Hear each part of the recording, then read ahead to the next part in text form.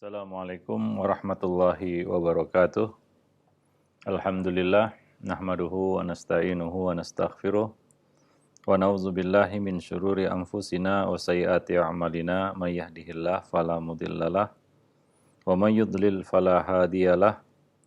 Asyhadu an la ilaha illallah wahdahu la syarikalah wa asyhadu anna Muhammadan abduhu wa rasuluh. Ya ayyuhalladzina amanu ittaqullaha haqqa tuqatih wa la tamutunna illa wa antum muslimun amma ba'du. Fa inna ahsanal kalami kalamullah wa khairal hadi hadi Rasulillah sallallahu alaihi wasallam wa syarrul umur muhdatsatuha wa kullu muhdatsatin bid'ah wa kullu bid'atin dhalalah wa kullu dhalalatin finnar. Para pemirsa dan para pendengar Roja TV dan Radio Roja, kaum muslimin dan muslimat, rahimani wa rahimakumullah. Alhamdulillah pada kesempatan siang ini kita dapat bertemu kembali, masih bersama buku Ensiklopedia Akhlak Salaf. Pada kesempatan siang ini kita akan melanjutkan pembicaraan kita berkenaan dengan qanaah dan beberapa hal yang berkaitan dengannya. Pada pertemuan yang lalu kita telah bahas sedikit tentang qanaah, bahwa qanaah itu adalah kekayaan yang tidak akan sirna. Rasulullah Shallallahu Alaihi Wasallam menganjurkan kita untuk hidup qanaah dan memilih gaya hidup qanaah, dan itu adalah salah satu sifat karakter seorang mukmin, yaitu merasa cukup dengan apa yang Allah berikan. Bahkan seorang mukmin merasa apa yang Allah berikan lebih daripada apa yang dimintanya, bahkan dibutuhkannya. Nabi mengatakan dalam sebuah hadis, qad aflaha man aslama wa ruziqa kafafan wa qanna'ahu Allahu bima atah. Beruntunglah orang-orang yang tunduk kepada Allah, menjadi muslim, dikaruniai rezeki yang cukup, dan Allah membuatnya qanaah, menerima apa yang Allah karuniakan kepadanya. Demikian pula dalam hadis yang lain Nabi mengatakan, man asbaha minkum aminan fi sirbih, mu'afan fi badanih, indahu qutu yaumih, faka'annama hizat lahud dunya bihadzafiriha. Barang siapa di antara kamu dianugerahi rasa aman pada hatinya, diberi kesehatan pada tubuhnya, diberi kecukupan pada makanan pokoknya, maka seakan-akan ia telah diberi semua kenikmatan dunia. Perkara-perkara itu, 3 perkara yang disebutkan Nabi ini mungkin tiap hari kita dapatkan. Namun mungkin tiap hari kita kufuri juga. Tiap hari kita mendapatkan rasa aman, tiap hari kita mendapatkan kesehatan, tiap hari kita mendapatkan makanan yang cukup. Namun kita merasa kurang. Merasa Allah Subhanahu wa taala belum memberikan apa-apa kepada kita. Padahal kata Nabi, orang yang telah mendapatkan 3 perkara itu, dia patut banyak-banyak bersyukur kepada Allah. Kenapa? Karena seakan-akan dia telah diberikan dunia dan seluruh kenikmatan yang ada di dalamnya. Dia telah mendapatkan semua kenikmatan dunia dengan mendapatkan 3 perkara yang Allah berikan kepadanya setiap hari. Tapi kadang-kadang kita mengecilkan dan mengerdilkan nikmat aman. Mungkin kita baru tahu nikmat aman itu ketika rasa aman itu Allah cabut dari kita.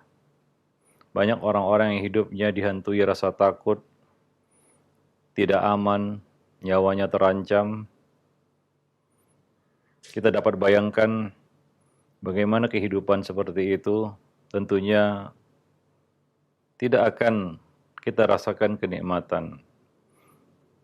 Kita alhamdulillah diberi rasa aman itu. Yang kedua, kita diberi kesehatan. Mungkin Kita baru tahu nikmat sehat itu setelah Allah uji kita dengan sakit. Tapi ketika kita sehat seolah-olah kita tidak dapat apa-apa dari Allah Subhanahu wa taala. Seolah-olah sehat itu adalah sesuatu yang harus dan wajib Allah berikan kepada kita. Padahal sehat itu adalah karunia dari Allah, kelebihan yang Allah berikan kepada kita. Kita sehat bukan karena kita makan ini, makan itu, olahraga ini, olahraga itu, tidak. Banyak orang yang rajin olahraga, makanan bergizi, tapi sakit juga. Sehat itu dari Allah Subhanahu wa taala. Allah memberikan siapa saja yang dikehendakinya. Dan Allah mencabut kesehatan itu dari arah yang tidak terduga juga. Banyak orang yang zahirnya kelihatan sehat, walafiat, segar bugar, tapi ternyata memendam penyakit. Ya, maka sekali lagi sehat itu dari Allah. Allah berikan kepada kita mungkin tiap hari. Kita dapat dua nikmat ini. Dan nikmat yang ketiga, kita diberi kecukupan makanan. Tidak kurang. Kita tidak kelaparan. Kita tidak kehausan.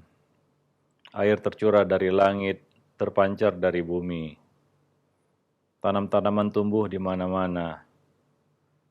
Tidak kurang makan dan minum.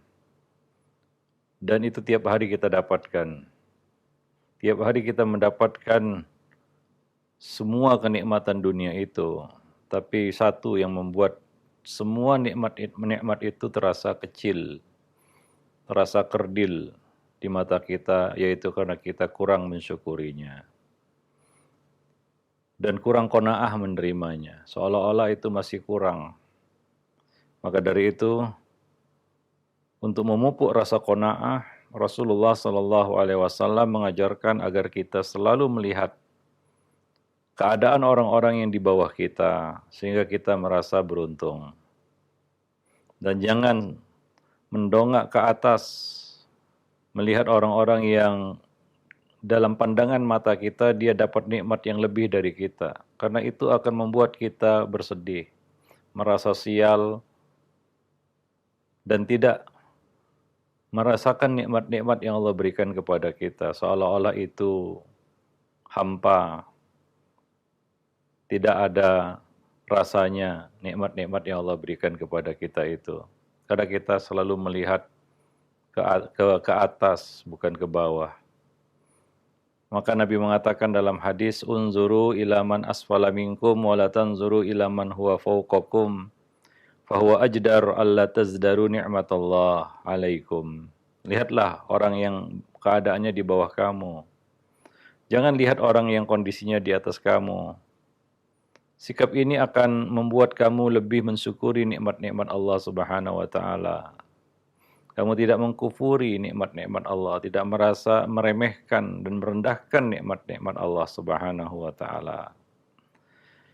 Dan apabila seorang hamba sibuk untuk melihat nikmat-nikmat yang Allah berikan kepadanya, maka dia akan terdorong untuk banyak bersyukur. Wa amma fa amma bi ni'mati rabbika fahaddits.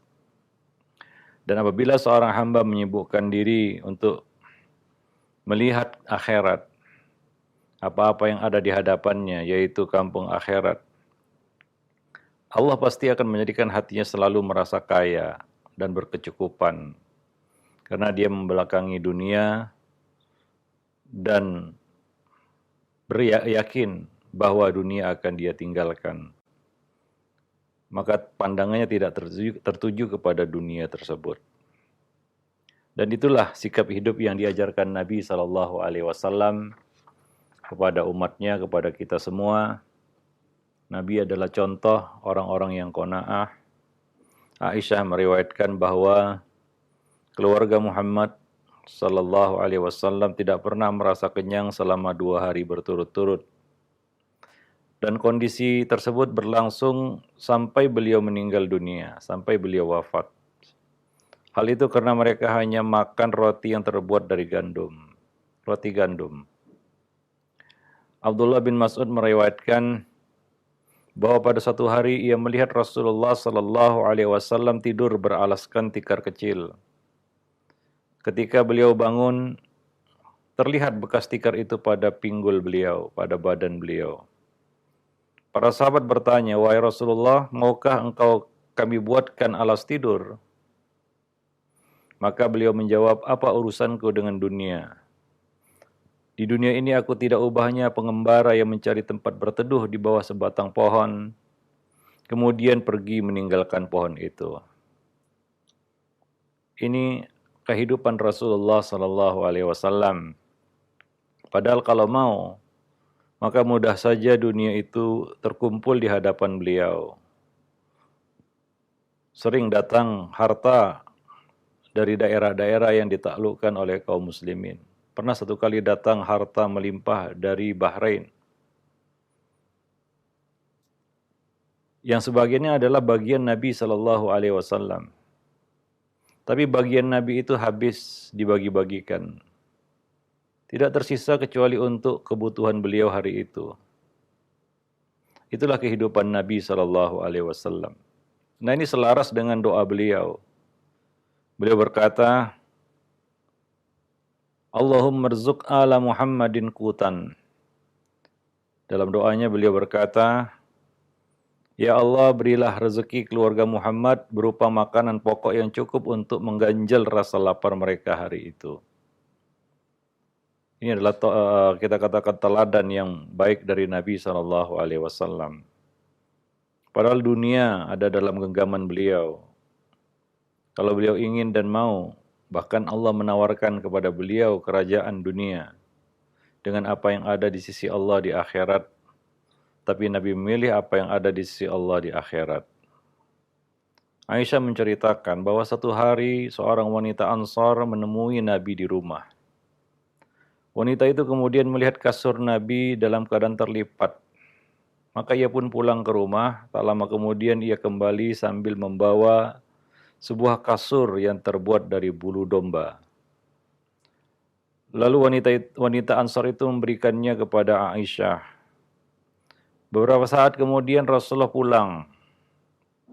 Lalu bertanya, melihat kasur dari bulu domba itu, Nabi bertanya, apa ini? Maka Aisyah menjawab, tadi ada seorang wanita Ansar datang ke sini, dia melihat kasur yang engkau pakai, lalu ia pulang kembali membawa kasur dari bulu domba ini, membawa kasur ini. Maka Nabi SAW berkata, kembalikanlah kasur itu. Tapi Aisyah tidak mengembalikannya karena senang dengan kasur itu. Nabi terus memerintahkan Aisyah untuk mengembalikan kasur tersebut hingga 3 kali. Setelah itu beliau bersabda, Aisyah, kembalikanlah kasur itu demi Allah. Jika aku mau, niscaya Allah memberiku gunung dari emas dan perak.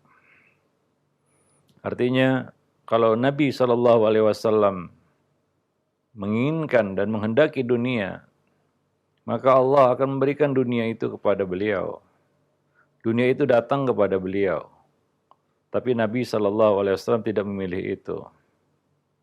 Maka dalam doa beliau SAW, beliau berkata, Allahumma ahyini miskinan wa amitni miskinan wahsyurni fi zumratil masakin yaumal qiyamah.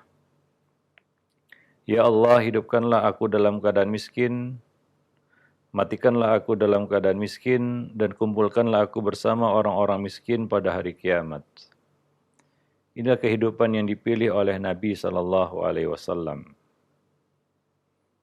Nabi tidak menyuruh kita jadi orang miskin.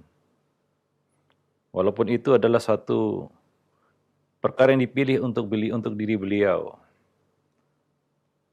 Dan Nabi tidak melarang jadi orang kaya. Karena banyak juga di antara sahabat yang mereka adalah orang-orang kaya. Tapi Nabi berlindung kepada Allah dan berlindung untuk umatnya dari kefakiran. Dan menyuruh umatnya untuk berlindung dari kefakiran. Jadi pilihan ada di tangan kita. Kaya bukan pilihan. Miskin perlu dihindarkan. Fakir perlu dihindarkan. Tapi miskin itu adalah pilihan yang dipilih oleh Nabi SAW. Dan kalau kita baca riwayat hidup dan biografi para salaf, ya seperti Sa'id ibn Musayyib, Sufyan Ats-Tsauri, Ahmad ibn Hanbal, Khalil bin Ahmad, dan ulama-ulama besar lainnya, kita benar-benar takjub dengan sikap qanaah yang mereka miliki terhadap dunia. Makanan pokok mereka sepotong roti kering yang terkadang dimakan dengan minyak samin, ditemani dengan segelas air putih. Terkadang mereka lapar selama berhari-hari tidak mendapatkan makanan, dan harus rela mengorbankan nafsu makan demi menuntut ilmu. Mereka bertahan di majelis ilmu dan mengorbankan selera makan mereka. Dan terkadang mereka hanya memperoleh makanan berupa roti gandum yang kasar. Padahal mereka senantiasa dikejar-kejar dunia. Hadiah dari para penguasa selalu menanti mereka. Tetapi mereka selalu menolak dan menghindari semua itu. Dan sikap zuhud para ulama seperti ini adalah wujud manifestasi dari ilmu yang mereka miliki. Karena itulah mereka terus diingat dan disanjung, dan ilmu mereka selalu membawa manfaat bagi generasi-generasi sudah mereka. Mereka mengambil teladan dalam bab ini dari teladan yang agung dan mulia, yaitu Nabi Muhammad SAW. Para pemirsa dan para pendengar yang dimuliakan Allah, kaum muslimin dan muslimat. Itulah qanaah yang menjadi modal kehidupan yang sangat berharga. Oleh karena itu, kesempatan di dunia ini adalah satu kesempatan untuk menukar dunia yang Allah berikan itu dengan kemuliaan akhirat. Kita tahu bahwa usia manusia itu terbatas. Apalagi kita adalah umat terakhir, umat Muhammad SAW, yang jatah usianya adalah 60-70 tahun. Selama apapun ya diberi kesempatan untuk hidup, sepanjang apapun usia kita, manusia pasti berjumpa dengan kematian. Aina ma takunu yudrikumul maut. Kullu nafsin za'iqatul maut. Dimanapun kamu berada, kematian akan menemuimu. Setiap yang berjiwa pasti akan merasakan mati.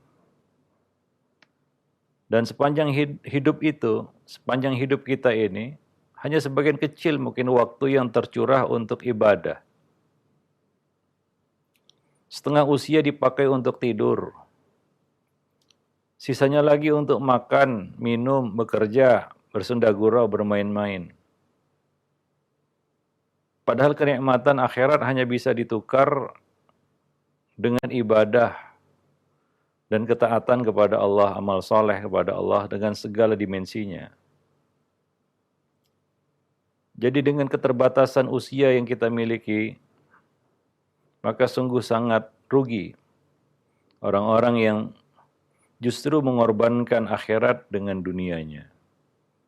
Seharusnya kita mengorbankan dunia untuk akhirat. Itulah yang Allah Subhanahu wa taala anjurkan kepada kita, perintahkan kepada kita. Wabtaghi fi ma ataqallahu ad-daral akhirah. Carilah dengan apa-apa yang Allah berikan kepadamu dari dunia itu kampung akhirat. Jadi carilah kampung akhirat. Kejarlah kampung akhirat itu dengan dunia yang Allah berikan kepadamu. Dan jangan lupakan bagianmu di dunia. Itu anjuran Allah di dalam kitabnya. Tapi kadang-kadang kenyataannya kita sering membalikkannya. Kita justru menjadikan akhirat, menjadikan dunia sebagai tujuan. Dan akhirat hanya sebagai pijakan. Seharusnya akhirat menjadi tujuan, dunia hanyalah pijakan. Karena Allah mengatakan wal akhiratu khairun wa abqa. Akhirat itu pasti lebih baik dan lebih kekal. Namun ini semua berkaitan dengan sesuatu yang tidak kasat mata, tidak terlihat oleh mata, yaitu perkara gaib. Karena akhirat itu adalah perkara yang gaib. Apa yang ada sudah kematian adalah perkara yang gaib. Kadang-kadang nggak nampak. Azab kubur aja kita nggak tahu bagaimana. Kadang-kadang kita juga bertanya-tanya, apa ada azab kubur? So, seperti sebagian orang yang bertanya-tanya bahkan mengingkarinya. Demikian pula hal-hal yang berkaitan dengan alam akhirat lainnya. Itu adalah semua perkara gaib. Maka hal ini sangat berkaitan erat dengan iman kepada perkara yang gaib tadi. Dan itu yang Allah Subhanahu wa taala sebutkan di awal surat Al-Baqarah. Alladzina yu'minuna bil ghaib, orang-orang yang beriman kepada perkara yang gaib. Suatu yang enggak nampak, pahala akhirat, kenikmatan akhirat itu suatu yang enggak nampak. Akan tapi itu suatu yang pasti bagi orang-orang yang beriman. Suatu yang masih ragu-ragu bagi orang-orang munafik. Dan suatu yang diingkari oleh orang-orang kafir. Para pemirsa dan para pendengar yang dimuliakan Allah. Kita yakin sebagai seorang mukmin bahwa di akhirat kelak setelah memasuki surga manusia akan melupakan segala kesusahan dan cobaan yang pernah dihadapinya semasa hidup. Sekalipun dia adalah orang yang paling menderita di dunia. Tidak usah sampai akhirat ya. Penderitaan dunia saja itu kadang-kadang bisa kita lupakan, bisa kita hilangkan sejenak dari hidup kita, dari hati kita, dari pikiran kita ketika kita beribadah kepada Allah di dunia. Ketika kita galau, susah, ini bagi orang mukmin ya, yang punya iman. Ya, ketika dia menghadapi segala kesusahan, cobaan di dalam hidup, ya, fitnah, kadang-kadang bencana dan lain sebagainya.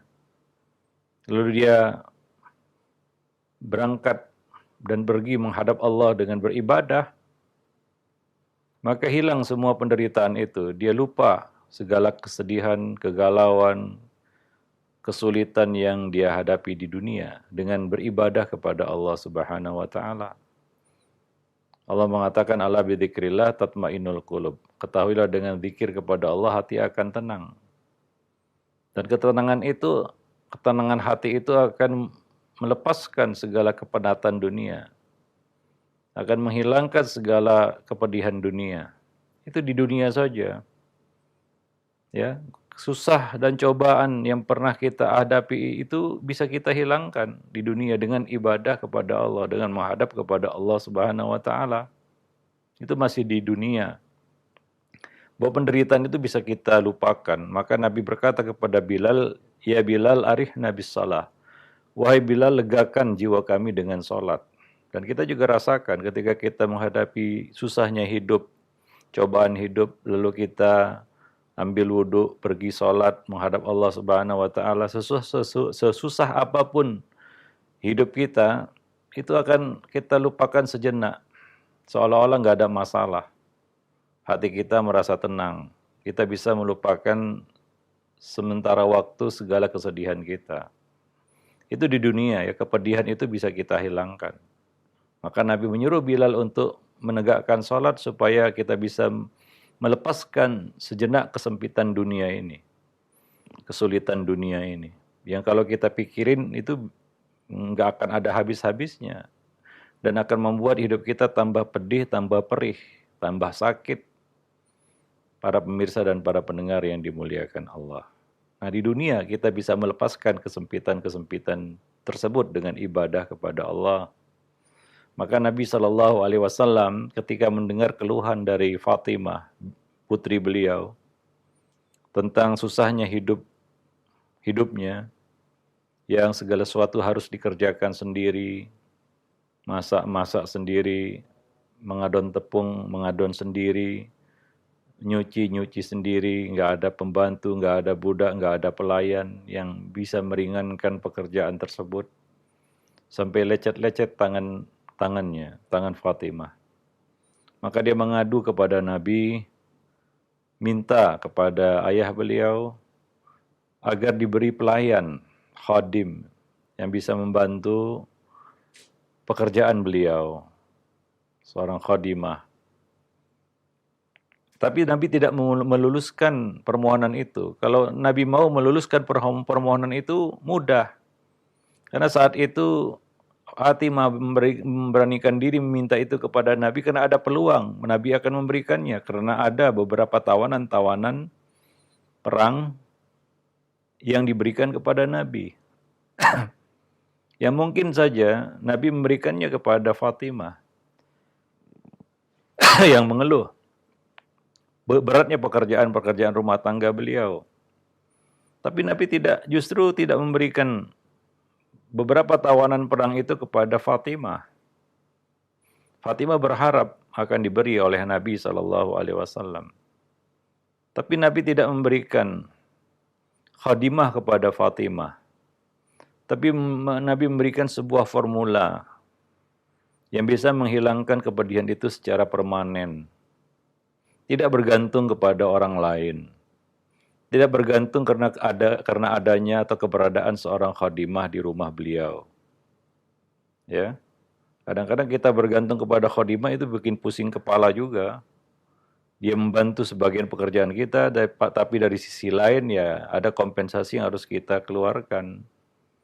Ya, ada sisi negatifnya juga. Ya, ada yang tidak amanah misalnya khadimahnya. Ada yang justru membuat dia jengkel, kesal, ada yang justru hanya merusak peralatan-peralatan, perabotan-perabotan yang ada di rumahnya, ada yang nggak puas dengan kinerjanya dan macam-macam. Ternyata bikin pusing kepala juga punya khadimah itu. Ya. Nah, maka Nabi tidak memberikan khadimah kepada Fatimah. Nabi memberikan satu formula yang bisa menghilangkan kepedihan itu tanpa bergantung kepada siapapun. Hanya cukup bergantung kepada Allah Subhanahu wa taala, yaitu dengan zikrullah. Maka Nabi berkata kepada keduanya, Ali bin Abi Thalib dan Fatimah, "Maukah aku berikan kepadamu sesuatu yang lebih baik daripada memiliki seorang khadimah? Apabila malam hari tiba kamu mendatangi pembaringanmu, maka berzikirlah subhanallah 33 kali, alhamdulillah 33 kali, Allahu Akbar 33 kali, maka itu lebih baik bagimu daripada memiliki seorang khadimah." Nah demikian. Jadi Nabi mengarahkan keduanya kepada zikrullah untuk menghilangkan kepedihan-kepedihan, kesulitan-kesulitan hidup. Artinya yang ingin kita sampaikan di sini adalah segala kesusahan dan cobaan yang pernah kita hadapi semasa hidup itu bisa kita lupakan, bisa kita hilangkan di dunia sebelum di akhirat ya. Di akhirat nanti ketika hamba itu masuk ke surga, jelas dia tidak akan ingat lagi segala kepedihan, kesusahan, capeknya ibadah, beratnya ibadah, susahnya bangun subuh, panasnya pergi ke masjid, ya, letihnya beribadah kepada Allah Subhanahu wa taala, dahaganya berpuasa, dia tidak ingat lagi semua itu. Beratnya berinfak, sayangnya kepada harta hingga berat berinfak itu lenyap. Ketika seorang hamba memasuki surga, segala kesusahan beribadah kepada Allah akan dia lupakan itu. Karena berganti dengan kelezatan dan kenikmatan. Demikian pula segala ujian-ujian yang Allah berikan semasa hidupnya di dunia itu akan dia lupakan. Seolah-olah dia tidak pernah merasakan segala kepedihan itu. Bukan hanya sekedar lupa ya. Ya, dia benar-benar ya merasa seolah tidak pernah sama sekali merasakan kepedihan itu. Beda dengan lupa, lupa masih teringat-ingat juga. Ya, lupa itu masih teringat-ingat kita. Kepedihan yang pernah kita alami, sakit yang pernah kita derita. Tapi kalau sama sekali tidak ingat, seolah-olah itu tidak pernah terjadi ketika orang itu masuk ke dalam surga. Ini adalah suatu hilangnya kepedihan secara mutlak, absolut, sama sekali tidak tersisa. Beda dengan hilangnya kepedihan itu di dunia ya, kadang-kadang masih terasa juga ya. Tapi kalau kita sudah masuk ke dalam surga, maka tidak terlintas sedikit pun segala kepedihan yang pernah kita alami dulu di dunia. Para pemirsa dan para pendengar yang dimuliakan Allah. Ya, sekalipun dia adalah orang yang paling menderita di dunia. Sebaliknya ketika hamba yang durhaka dilemparkan ke dalam api neraka, maka ia melupakan segala kesenangan yang pernah dia rasakan semasa hidupnya. Sekalipun dia adalah orang yang paling nikmat hidupnya di dunia. Nikmat-nikmat itu lupa dia, tidak teringat. Ya, ketika dia dicampakkan ke dalam neraka. Jangankan di akhirat, masuk neraka itu satu perkara yang besar. Di dunia saja, kita dapat satu akibat buruk dari perbuatan kita, dari kenikmatan yang kita cicipi, itu lupa nikmatnya dunia itu. Itu di dunia ya.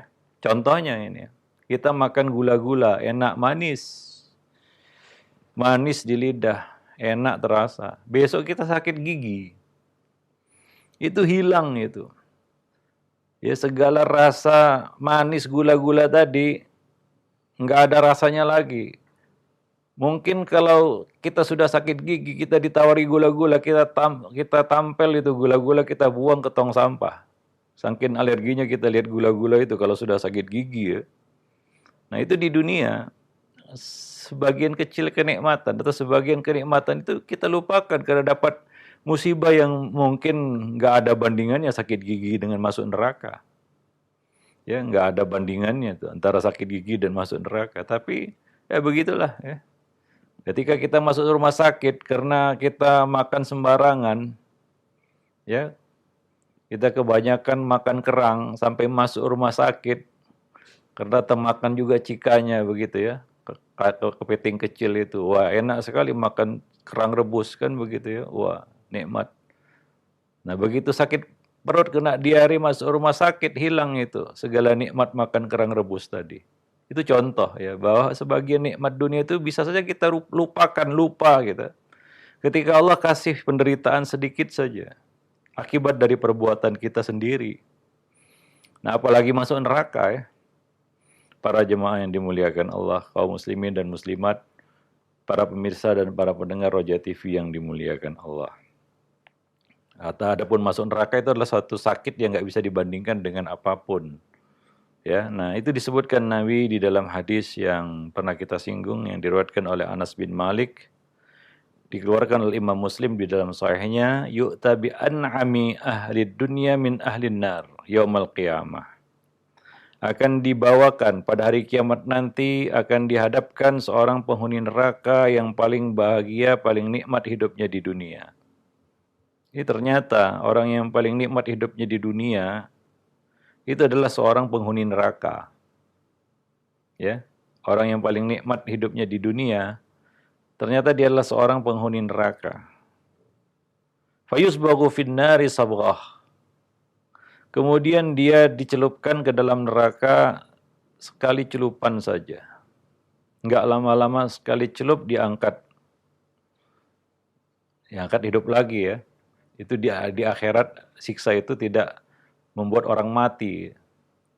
Karena kalau mati kan hilang segala penderitaan, berganti dengan hidup yang baru. Tidak. Di akhirat la yamutu fiha wa la yahya. Dia tidak mati, tidak hidup juga. Terus diazab. Liyadzuqul azab. Kullama nadhira juluduhum baddalnahum juludan ghairaha liyadzuqul azab. Ya. Setiap kali ya, kulit mereka terbakar, hangus, gosong, kami ganti dengan kulit yang baru. Ya, untuk apa? Liyazukul azab, untuk merasakan azab. Jadi dari dicelup sekali celup diangkat dan hidup lagi kemudian dikatakan kepadanya, "Ya ibna Adam, hal ra'aita khairan qat?" Wahai anak Adam, apakah kamu pernah melihat dan merasakan kenikmatan? Hal ra'aita khairan qat? Apakah kamu pernah melihat kebaikan, kenikmatan, kebahagiaan, kesenangan? Kan dulu kamu hidupnya orang yang paling senang, paling bahagia, paling nikmat. Mungkin segala sesuatu terhidang, tersedia, seperti kehidupan orang-orang yang super kaya, begitu ya. Walaupun orang-orang kaya itu bukan orang ini, kita nggak tahu siapa orang ini, orang yang paling nikmat hidupnya sedunia, dalam sejarah dunia. Ya kita lihat orang-orang yang kehidupannya super kaya, Apapun yang diinginkannya tinggal petik jari datang ke hadapannya. Begitu nikmat terasa dilihat oleh orang-orang miskin, ya orang-orang yang nggak punya. Maka ketika mereka ini dicelupkan sekali celup saja ke dalam neraka, ditanyakan kepadanya, hal ra'aita khairan qad, hal marra bika naimun qad, hal marra bika naimun qad, apakah pernah lewat satu nikmat kamu rasakan, kamu cicipi? Maka dia berkata, dia menjawab, fayaqul la wallahi ya Rabb, demi Allah tidak, wahai ya Allah, aku tidak pernah merasakan nikmat sama sekali. Ya, ma marra bi ni'matun qat wa ma ra'aitu khairan qat. Dia katakan, aku tidak pernah melihat kenikmatan sama sekali. Dia lupa. Dia tidak ingat dan merasa seolah-olah dia tidak pernah merasakan kenikmatan apapun. Ya. Padahal dia adalah orang yang paling nikmat hidupnya di dunia. Nah, ini seorang ahli neraka yang menjalani kehidupan di neraka, maka dia melupakan segala kenikmatan-kenikmatan yang dulu pernah dia rasakan di dunia. Sebaliknya, wa yu'ta bi asyaddin nasi bu'san fid dunya min ahlil jannah. Dihadirkanlah seorang yang paling sengsara hidupnya di dunia, tapi ternyata dia adalah seorang penghuni surga. Ya, salah seorang penghuni surga adalah orang yang paling melarat sengsara hidupnya di dunia. Fayusbaghu sabghatan fil jannah. Kemudian dia dimasukkan ke dalam surga sesaat saja. Ya, dia dimasukkan ke dalam surga sesaat, kemudian dikatakan kepadanya, ya bna Adam, hal ra'aita bu'san qat? Hal marra bika syiddatun qat? Wahai anak Adam, apakah kamu pernah melihat kesengsaraan? Apakah kamu pernah merasakan kesengsaraan? Maka dia menjawab, la wallahi ya Rabb, ma marra bi bu'sun qat wala ra'aitu syiddatan qat.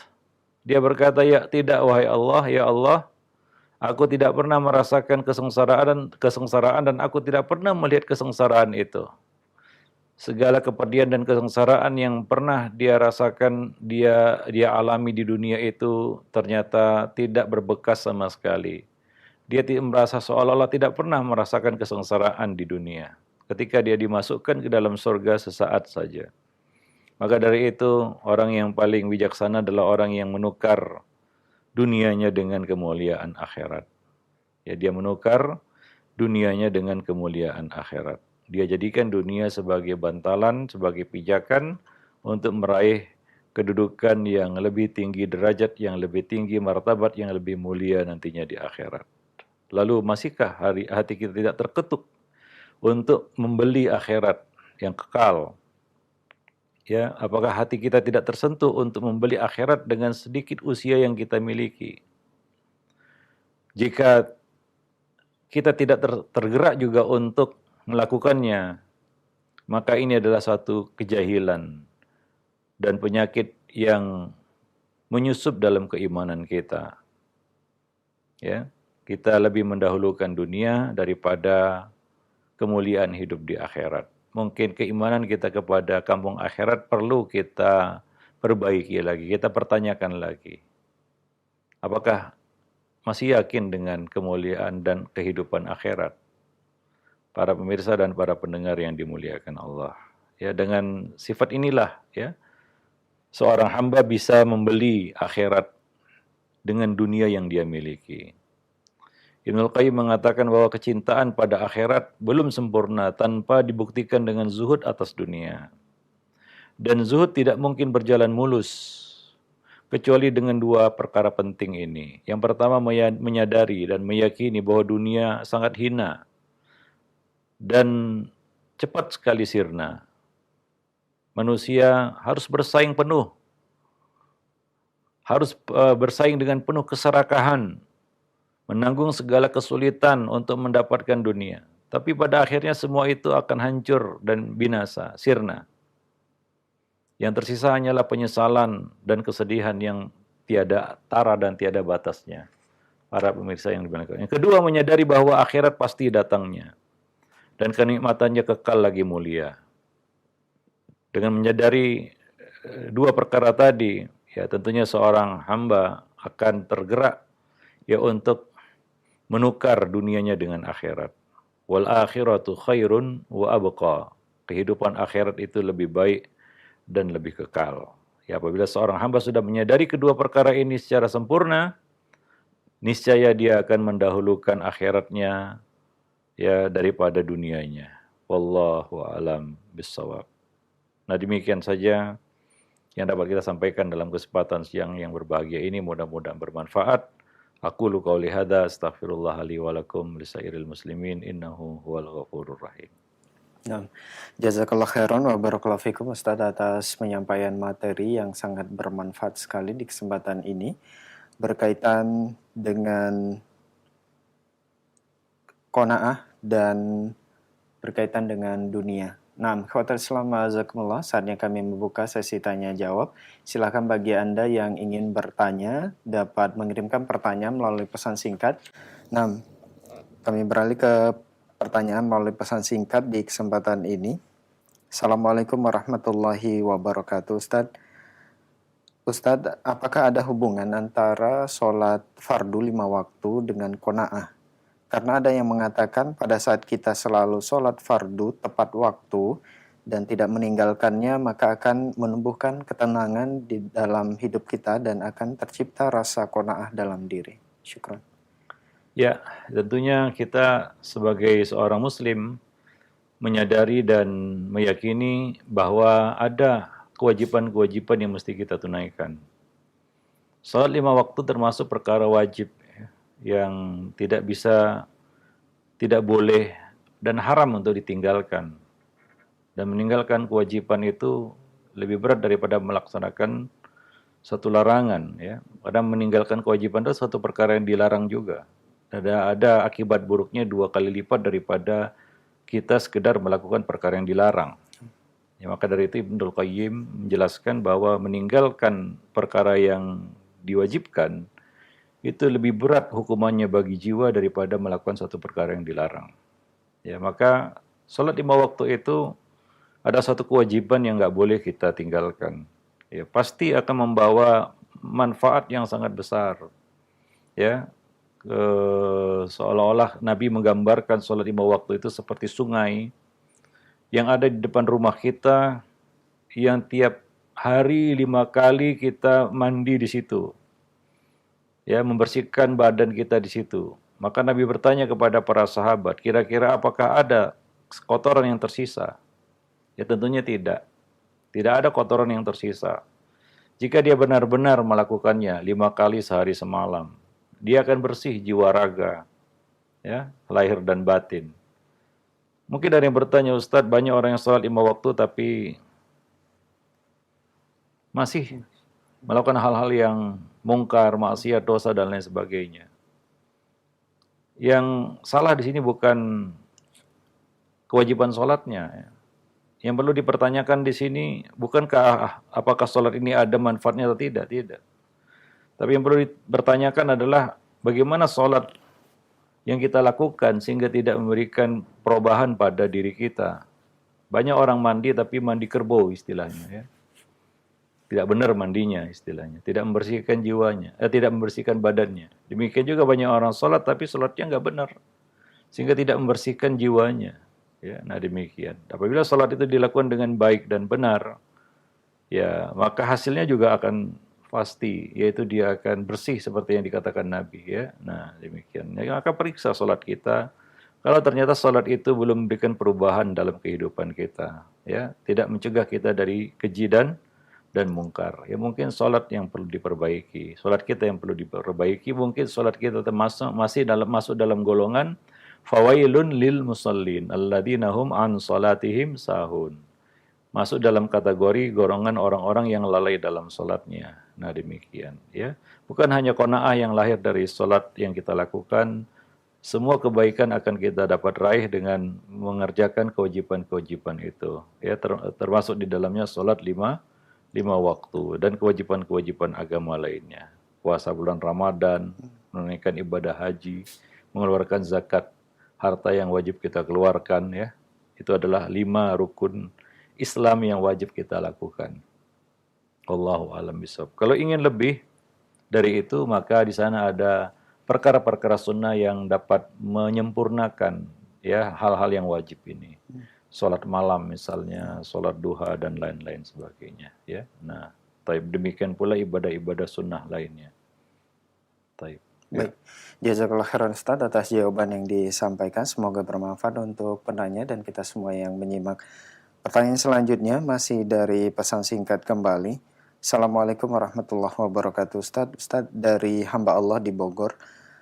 Ustaz, ada orang yang jauh dari agama bahkan malah sholat terlihat lancar sekali rezekinya. Namun saya sampai sekarang belum mendapatkan pekerjaan atau usaha yang tepat. Apakah hal ini termasuk ujian dari Allah? Lalu bagaimana dengan orang yang jauh dari agama dan malah sholat tapi rezekinya lancar? Apakah ini termasuk istidraj atau bagaimana Ustaz? Ya, itu bagian dari istidraj ya. Itu adalah satu tahapan dari istidraj. Yaitu Allah Subhanahu wa taala menggelontorkan nikmat dengan segala kelalaian yang dilakukannya, ya. Nah, bagian akhir dari istidraj adalah turunnya azab dan siksa. Itu bagian akhir dari istidraj itu yang mungkin sekarang belum dirasakan, tapi kita yakin bahwa akibat dari dosa itu pasti ada. Ya, akibat dari dosa pasti ada. Sama seperti kita makan makanan yang berbahaya ya. Makanan kimiawi yang berbahaya.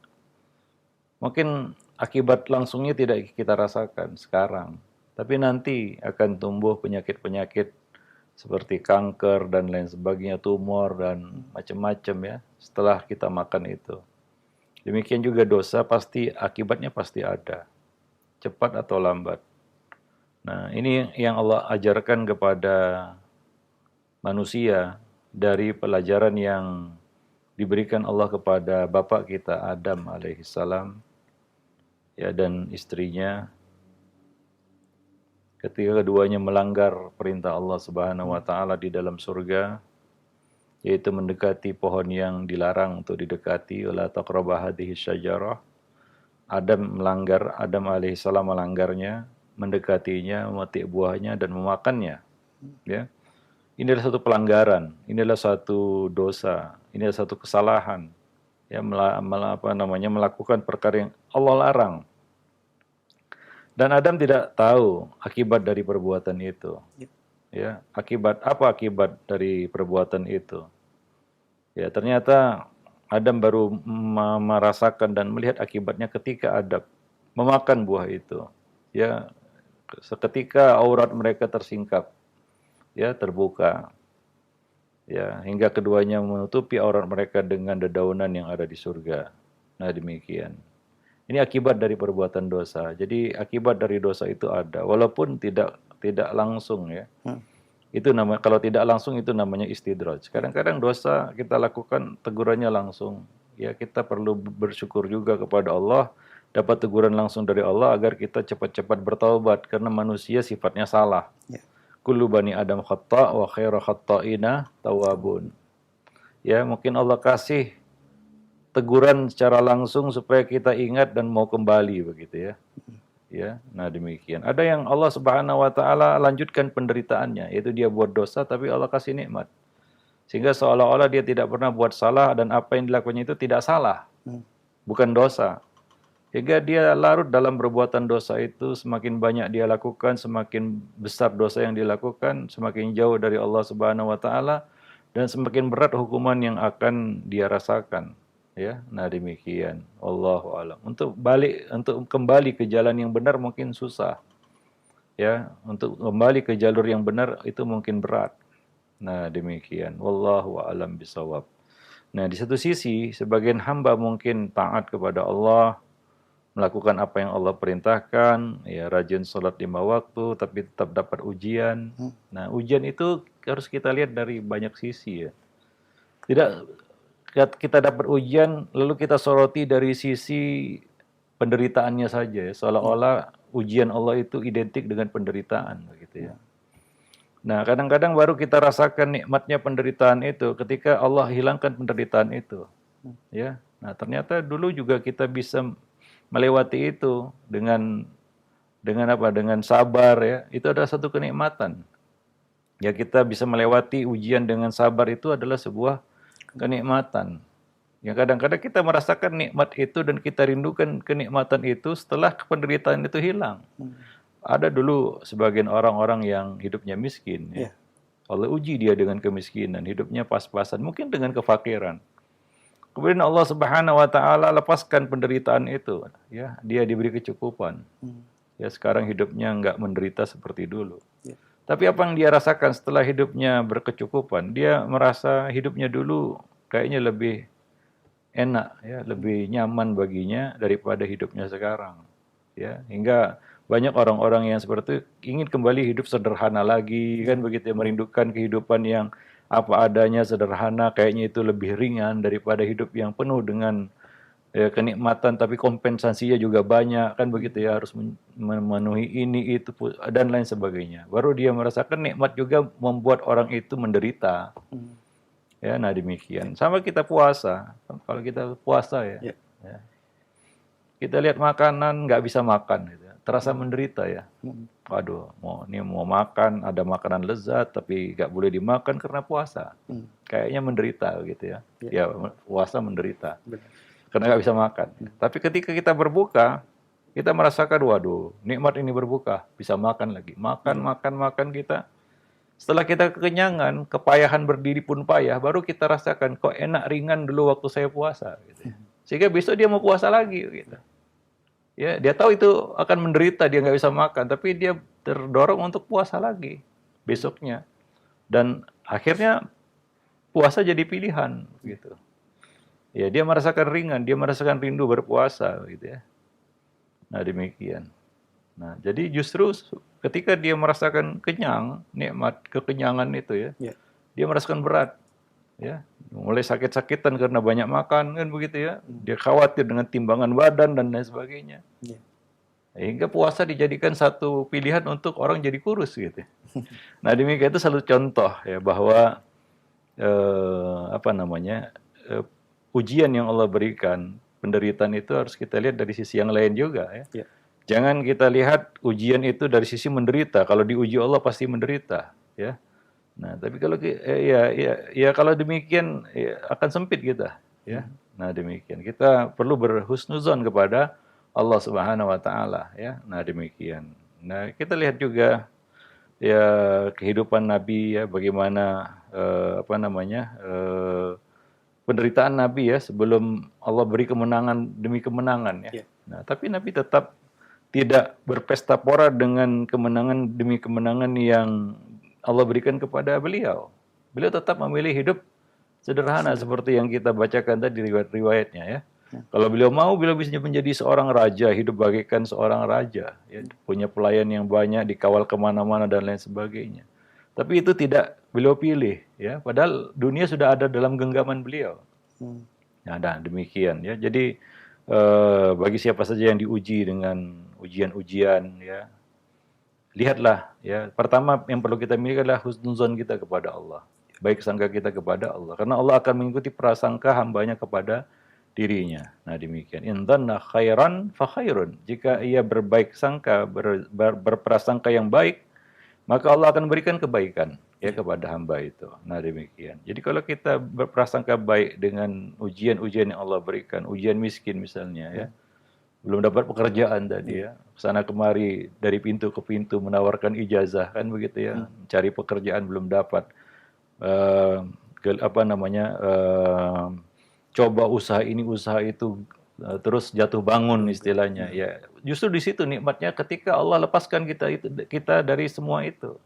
Nikmatnya di situ justru. Kita merasakan kalau tidak ada itu semua nggak nikmat apa yang Allah berikan nikmat sekarang ini begitu ya. Ketika orang itu dapat kecukupan, belum tentu dia merasakan nikmat kecukupan itu tanpa penderitaan-penderitaan yang pernah dia lewati, yang Allah berikan. Yang kita yakin bahwa Allah tidak akan mencoba hamba itu di luar kemampuannya.